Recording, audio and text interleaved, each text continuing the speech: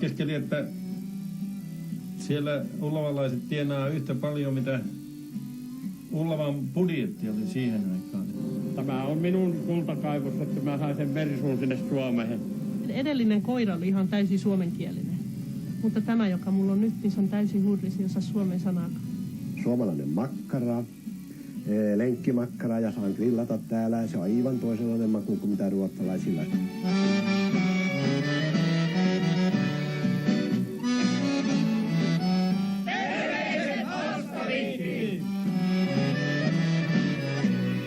Kiitos ja hyvää kesää Ullavaan!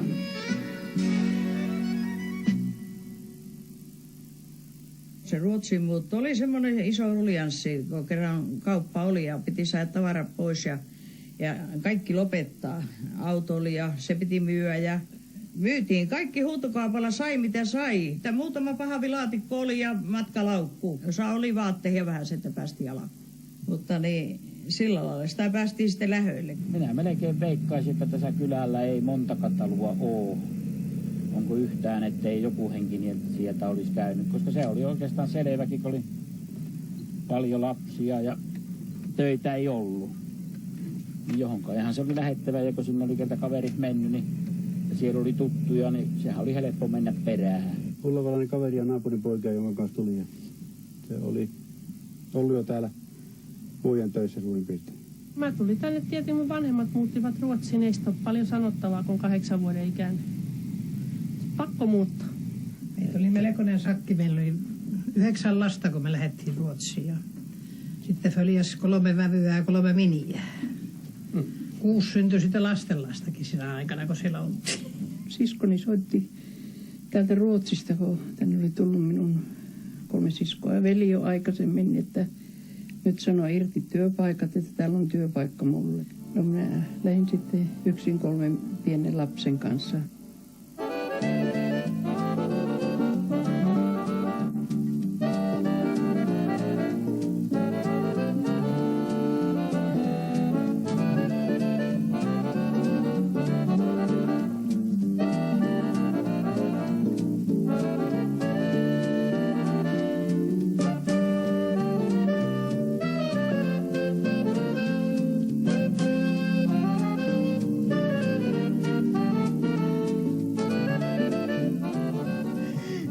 Melini otti mun töihin ja siitä se työ alkoi ja oli apurullarina ja vuorotöissä oli 2 vuotta ja sitten pääsin päivätuuriin. Törpokan Väin oli vähän niin kuin takumiehenä meillä. Että sun työkin niin, että kyllä me töitä osataan tehdä.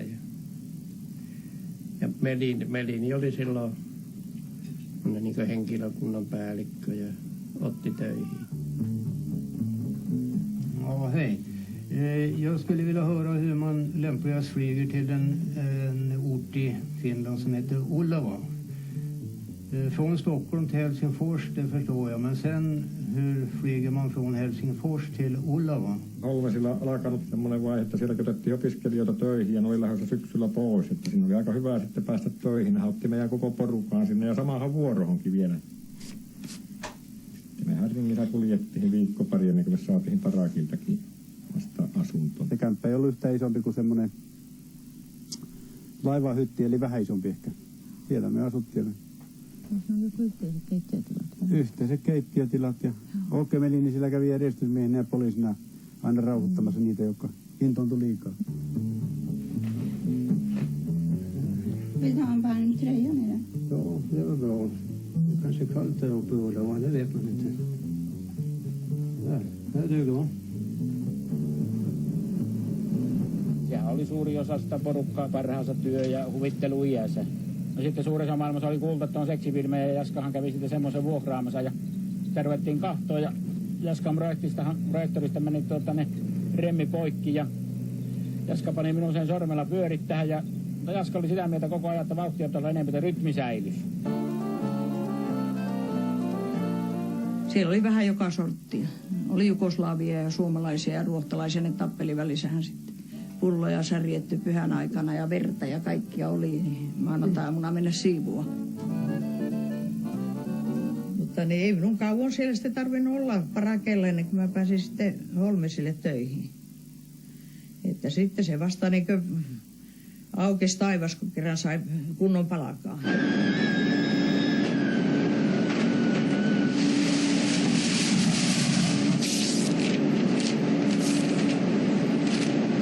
Mä kävin koulun jälkeen apuhoitajaksi. Koulutin itteni ja sitten elin olla pari vuotta sairaalassa töissä.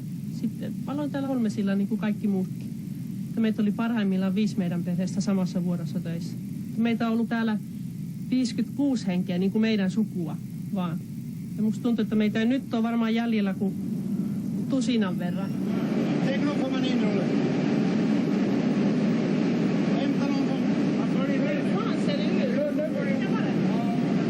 Aloitin niin kuin kaikki muutkin niin apurullarista ja sitten on ollut rullarina ja kuivaajana ja konehoitajana enintään 17 vuotta. 9 vuodesta lähtien on ollut sitten työjohtajana. Ei sitä olisi varmaan uskaltanut kyllä lähteäkään, jos se olisi ollut sen tässä koulusta onneksi kielipohjaa. Sen verran, että pärjäisi alusta asti ilman tulkkia. Ja töihin pääsi ja kaikki minä en pärjännyt kyllä alusta lähtien ilman tulkkia. Mä joudun ainakin työasioissa niin alussa hoitaa. Mutta minä kävin ne tarvittavat kurssit, mitä tarjottiin talon puolesta ilmatteeksi. Sä olet kerennyt olla täällä jo 6 vuotta, niin kuin minä tulin tänne 71 vuonna. Ja sitten me muutaman vuoden päästä jouduttiin samalle osastolle töihin. Minä olin siellä laboratoriossa ja Erkki oli koneella siellä koneenhoitajana ja kävin sitten työn puolesta katselemassa niitä arvoja, mitä minä olin tehnyt. Arvot oli hyvät. Eikä ne ole vieläkin tänäkin päivänä hyvät. Tulosta on tässä vieressä.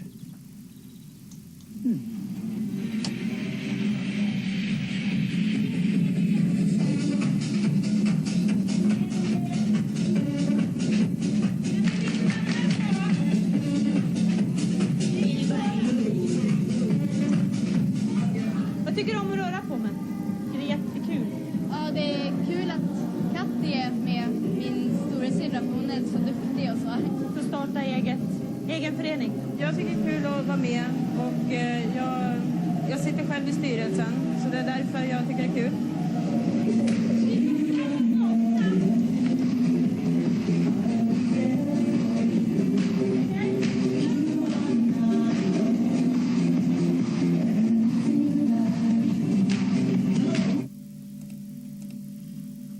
Jaa, taitaa olla isälle pieni vinkki.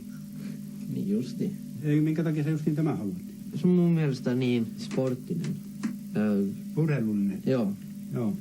Tässä mä oon lukenut internetillä, että toi on aika nopea ja niin poispäin. Ja se on ikään avancerad. Tekninen? Joo.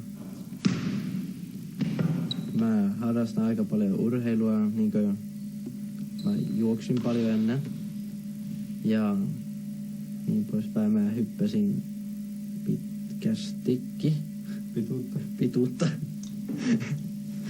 Ja tänään mä vaan pelaan salibändiä ja mikä nyt oli? Lentopallo.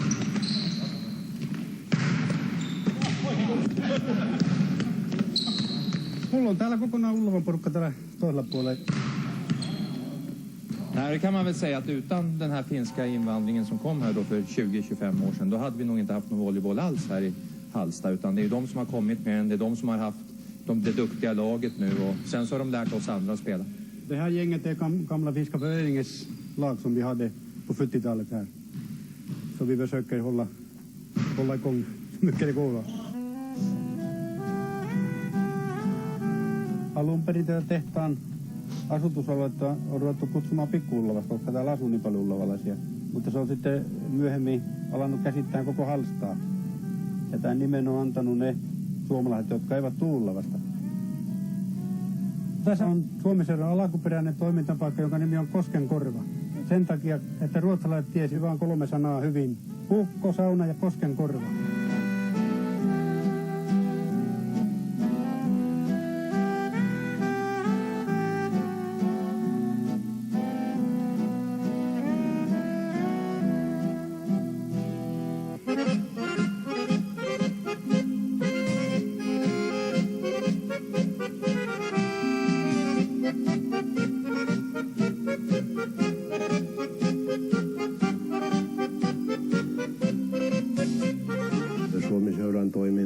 niin pikkuhiljaa väheni ja se vetäjien puute siinä tuli.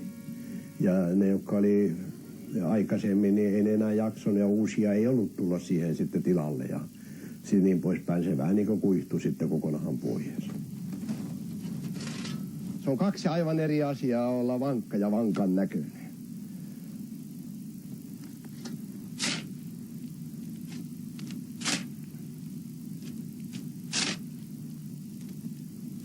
No kun kasa siirtyy paikasta toiseen, niin minä rupean luomaan sitä takaisin sitten. Tämä kehittää justin sydämen omaa verenkiertoa. Suomalaiset olympia-ampujat, minä jostain kuulin toisen maailmansodan jälkeen, niin nehän harjoitteli itseensä kuntoon tällä hiekkaa luomalla. Onhan sitä liikuntaa harrastettu monella lailla ja sitten urheiltukin, että enimmäkseen palkinnot ja ykkösiä, niin on enimmäkseen niin Holmisen mestaruuskilpailusta. Minä en tiedä, onko se täällä laatikossa. Oli kuule. Kyllä se tämä laatikko on. Kultakellohan täällähän saa 25-vuotisesta hyvästä niin jatkuvasta palveluksesta. Että minäkin olen sen saanut vuonna 1991. Kuinkahan monta ullavalaista niitä olisikin, että joilla nämä kello on? Ja naiset saa myös valita kultaketjun. No, mutta kyllä mä olen sitä mieltä, että kyllä se saa olla niin pyhäkello. No enempi pyhäkello. Täällä on mahdollisuus käydä suomenkielistä ala-astetta ensimmäiset 6 vuotta. Mä sitten rupesin opiskelemaan ala-asteen opettajaksi ja yksi pääaineista oli suomen kieli. Mutta niin kurjasti kävi sitten koulutuksen aikana, että tavallaan kaikki suomenkieliset luokat, ne hävitettiin. Minä kävin pankissa yhden ullavalaisen kanssa ja sitten piti joku paperiin panna nimi. Ja se sanoi sillä tiskin takana sitä nam monta kertaa. Ja eihän se ymmärtänyt, kun tuli just tullut. Nam. Sanoi toisen kerran. Sanoi vielä 3. kerran nam.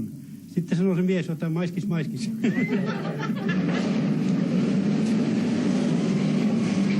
Tässä tehdään 300 tonnia sanomalehdestä ja noista kaikista aikakausilehdeistä tehdään niin massaa.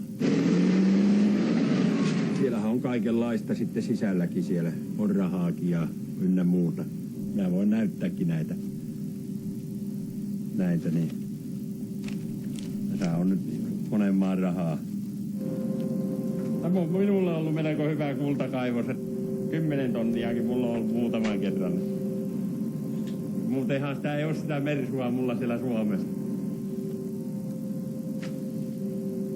Aivan liika paljon siitä työstä se palkka.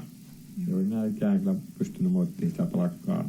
Eikö siellä aina on jonkunnäköistä ekstraa maksettu? Minäkin menin kerran ja sanoin, että ei mulle tarvitse mitään viitosrupia eikä ekstraa maksaa. Niin ne sanoi, että se kuuluu, kun silloin kun on viranvaihto ja sä oot omrullarina siinä, niin heidän kuuluu maksaa sullekin. Oikein oltiin nuukia, täytyy sanoa. Kaikki säästöhän mitä. Joo, kyllä me yritettiin kyllä saada säästöjä. Eikä yhtään joulua vapaata, kun 15 vuotta oli. No, niin. Joka kerta oikein meni, että ylitöitähän haluaisi tehdä jouluna. Ja niitä tietysti siellä sai tehdä. Esimerkiksi elintason mittaaminen, millä se mitattiin. Aina minua vähän naureskeli, kun minun kirjahyllyä. Eli se olisi pitänyt olla semmoinen 3-metrinen melamiinihyllykkö, valakkonen tietenkin, siellä olohuoneen peräseinällä. Ja kun mulla ei sitten oikein siihen varaa ollut, niin mulla oli semmoinen yksinkertaisempi malli ja rahkan kuivaustelineeksi sitä aina mainosti, että mulla on siellä semmoinen. Otetaan suomalaista vatpalle. Joo, mitä? Kun Suomessa oli halvempaa, niin ostettiin Suomesta kaikennäköistä tavaraa ja tuotiin tullessa sitten. Tuli makkara ja kaikkia muuta. Se makkara oli niinku pääruoka sillä. Mä muistan, mäkin kannoin pesupulverit ja kaikki pesuaineet ja kaikki, jotka oli paljon halvempaa.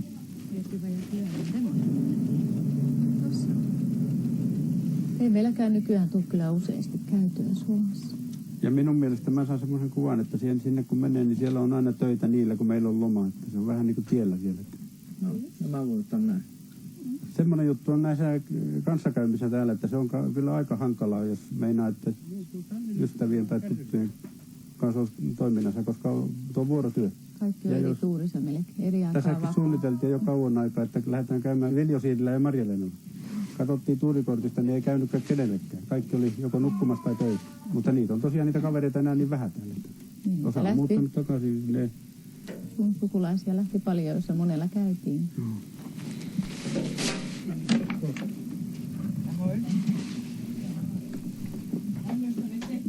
syntymäkoti. Ja se on kumma, kun se oli tämä tupakin. Se oli niin suuri mukaan ennen, että... Meillä ei ollut sen kuumempaa asuntoa kuin Harissa siellä suuri kansakoulu. Ja heti niin kylmä kuin hollitalli, niin siellä vinttihin vain siskonpeteen, että kaikki nukku siellä vai sekin sopi. Semmoista. Joo, mutta kyllä sieltä mielellään sitten lomalle lähti, kun kesä tuli. Kaikki lähti niin kuin muuttolinnut heti niin Suomeen. Rahahan tietenkin oli, koska siinä lomarahat saatiin ja vähän oli pihistettykin ja auto oli pulerattu viimeisen päälle ja kyllähän ne naapurit vähän kahteli, että kyllä pojalla hyvin menee siellä. Me oltiin koppavia, kun me tultiin omalla Volvolla ensimmäisiä kertoja lomalle, niin nehän kyläläiset sanoo, että no kyllähän sitä velat saa ostettua vaikka kuinka komian autolla. Silloin oli auto jo saatu irti sitten ensimmäisenä talvena. Sitä piti tietysti lähteä sitten tänne Suomen puolelle kokeilemaan ja näyttää. Muistan kerrankin, kun lähdettiin täältä, oli 2 pyörää, vietiin täältä vanhaa pyörää, pantiin katolle sinne telineelle ja minä muistan ainakin 30 kiloa, siellä oli sitten makkaraa paketissa ja ei mitään suojaa ollut sinne päällä ja sitten tuli vesisaaja ja ne alkoi liuata sitten ne pahvilaatikot siellä katolla. Meillä oli ainakin se ruisleipä niin tärkeä heti, että sitä piti sitä aina viedä, kun siellä oli se leipä makiaa. Eihän sitä pystynyt oikein niin perunan kanssa syömään. Jos oli halpaa viinaa, niin se piti ostaa mitä sitä sai. Ja tupakit vietiin ja naapuriin piti viedä. Seiska, tule. Tule. Oli se. Vaikka perinpohjin olin suomalainen, mutta vain aivan näistä eläkesyistä on muuttanut kansalaisuus. Se auttaisi tässä eläkeasiassa se Ruotsin kansalaisuus. Niin saisi Suomeen kaikki sen eläkkeen, mitä täällä. Muuten, jos on Suomen kansalainen, niin ei saa kaikkia eläkkeitä Suomeen. Nyt on sitten eläkeaika ja vaikka lapset nyt jää tänne kuitenkin, niin nyt on ajatellut sitten muuttaa Suomeen takaisin, sinne Ullavaan, mistä on syntynytkin. On monta siskoa asuu jo pereineen. Terve. Sisälle. Näitä oli melussa. Kiitti. Tässä on loppu sulle ohjelma ja pari kuponkia. Oi, kiitos. Niitä onkin kaivannut. Hyvä. Juoperi. Appu täällä, hei. Hei. Mitäs sulle kuuluu? Kiitos, ei mitään erikoista. Joo, sä oot hyvässä kunnossa nyt vain. No, semmosessa puolikunnossa, että parempaan päin ollaan menossa. Mites siellä, et ole mökillä käynyt kahtomassa? Ei, kyllä sinne pääsee jo hyvin. Anneli ja Pentti on kulkenut, oli pyhänäkin liikkeellä, että kyllä sinne pääsee jo mökillekin asti varmasti. No niin, sanohan terveiset toisille siis. Joo, minä kerron terveisiä. Hei hei. Hei hei.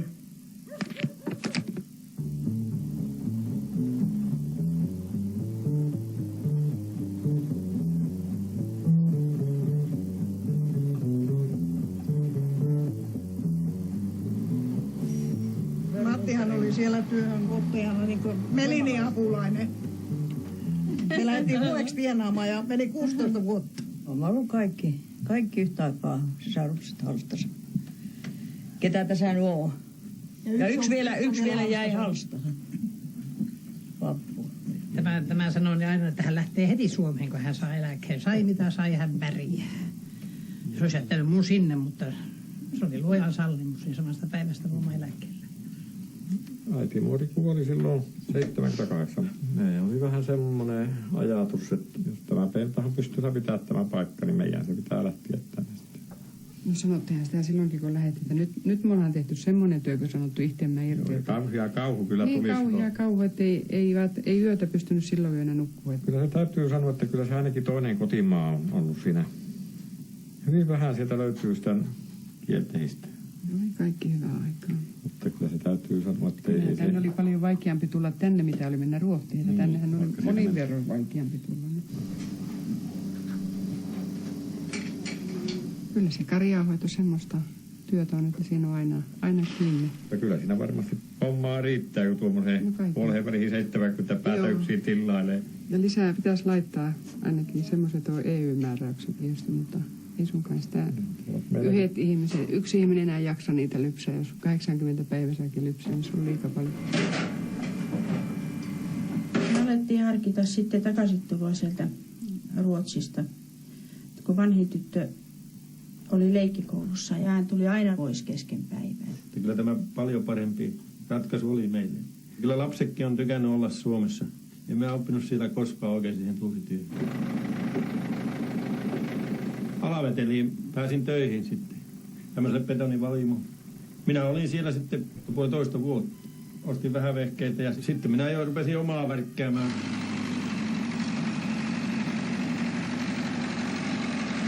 Me lähdettiin 70-luvun alkupuolella sieltä Suomeen siinä vaiheessa, kun lapset oli siinä iässä, että piti kouluun lähteä.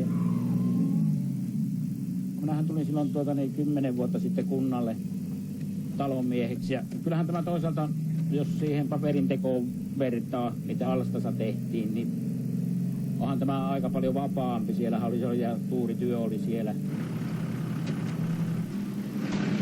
Hyvä paikka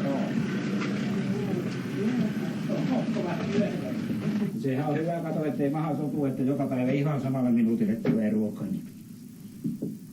Ole hyvä niin.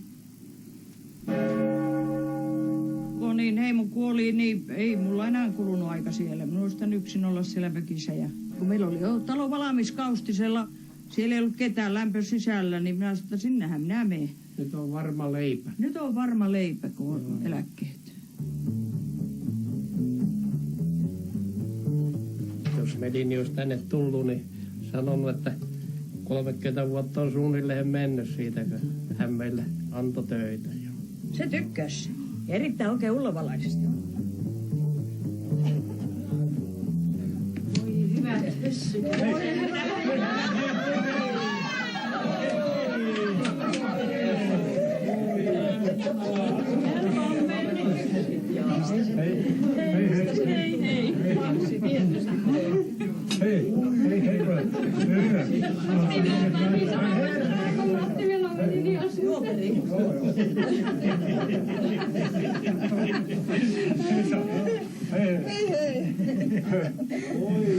Jag känner jag allihop.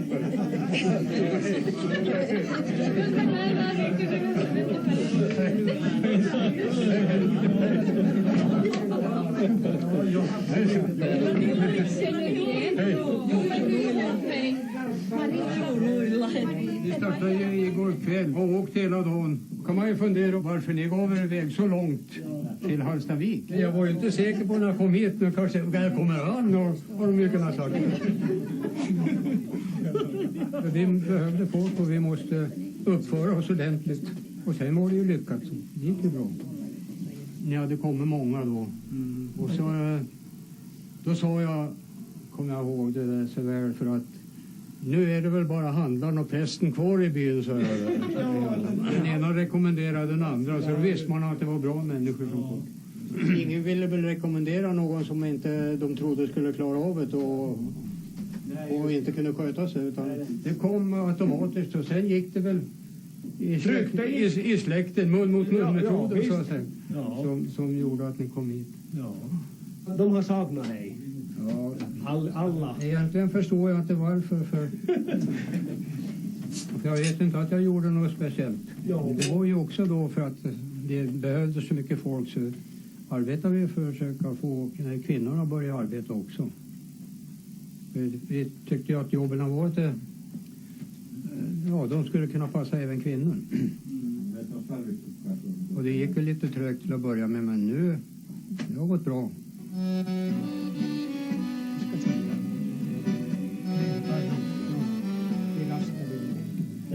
Sano sinä, että tuossa on minun ensimmäinen, kun tulin Ruotsiin. Det är hans första bostad. I Sverige? Det var inte så riktigt lyx.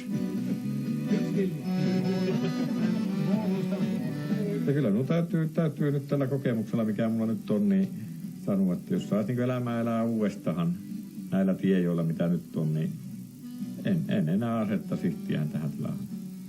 Kyllä mä pitäisin vain yhden työn ja olisi sitten Ruotsissa tai Suomessa. Niin mieluummin Ruotsissa olisi ollut kyllä, mä kaikki olisi etukäteen tiedä. Vaikka Suomessa on monesti mennyt varmasti taloudellisesti paljon huonommasti, mitä siellä meni silloin, niin ei mulla kyllä ikävä ole sinne tullut. Enkä varmasti enää lähtisi. Minä olen vakaasti päättänyt, että kun mä tänne Ullavaan pääsen, niin täältä koskaan mihinkään enää lähde. Minulle tämä on paras paikka. Onhan siihen mökin viereen Ullavalla niin tonttia ostettu lisää, että kyllä siihen talon pystyy rakentamaan. Ja kyllä tietysti, jos se eläkeikähän tulee, niin sitä tietysti sinne mahdollisesti muutetaankin sitten. Jos olisi sama saisi valita, niin lähtisi Ruotsiin uudestaan. En ole katunut yhtään, kun tullut tänne. Eikö se ollut 90, kun päätettiin ja suunniteltiin tosissaan, että jos muutettaisiin mekin Suomeen. Joo, niin meillä oli hankkeella jo tontin paikka ja myytiin talo pois ihan sen takia. Ajat huononi Suomessa ja täällä samanaikaisesti. Sitten me päätettiin, että tänne jää. Ja päätöstä ei olekaan juttu. No ei. Maria tuolla juoksee rappusia alas, kuulepas niin. Maria, tuuppas tänne. No nyt se ottaa luuri, sun mummu. Hei mummo. Hei. Jekö? No mitäs Marialle? Pappa on luvannut, että me tullaan elokuussa käymään Suomessa. Niin?